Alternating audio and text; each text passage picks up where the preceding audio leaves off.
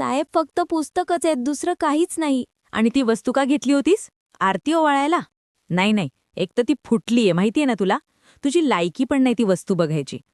तुझा प्लान होता का इथल्या सगळ्या वस्तू घेऊन जायच्या आणि बाहेर जाऊन विकायच्या? अरे बंद करा असले धंदे. लाज पण वाटत नाही तुम्हाला? साहेब, मी फक्त फोटो काढत होते. फोटो म्हणजे या घरातल्या टिपा तू कोणाला बाहेर देतेस का? काय की या घरात कुठलाच चुपा रस्ता आहे बाहेर पडण्यासाठी ते सांगतेस कोणाला? मंत्र्याला मारायचा प्लॅन आहे तुमचा? नाही साहेब. अरे लाज बाळगा रे थोडी तरी. त्या दिवशी लग्नाला आमच्या घरात आला, आमची श्रीमंती बघितली तर डोळे विस्पारले होते तुमचे. त्यामुळेच तू आज परत आली ना, डबा द्यायचं नाटक करून? साहेब, काय बोलताय तुम्ही? आम्ही गरीब आहे, पण चोर नाहीये. हे, तू मला हे सांगू नकोस, कळलं ना? आता पोलीस येतील आणि तेच तुला पोपटासारखं बोलतं करतील. एका मंत्र्याच्या घरात चोरी करणं काय असतं ना, हे तुला जेलमध्ये गेल्यावरच कळेल.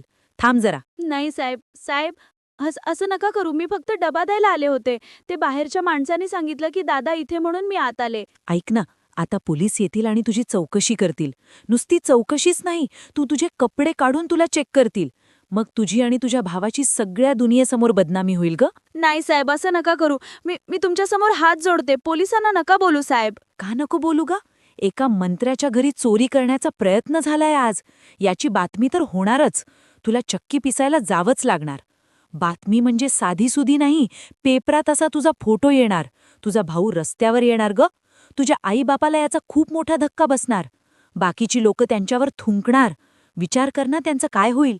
अगं हार्ट अटॅक येऊनच मरतील का पेक? नाही साहेब. साहेब, असं नका करू. मी हात जोडते, पाया पडते तुमच्या. असं नका करू. माझ्या दादाला आणि घरच्यांना त्रास नका देऊ तुम्ही. तुम्ही म्हणाल ते करेल, पण पोलिसांना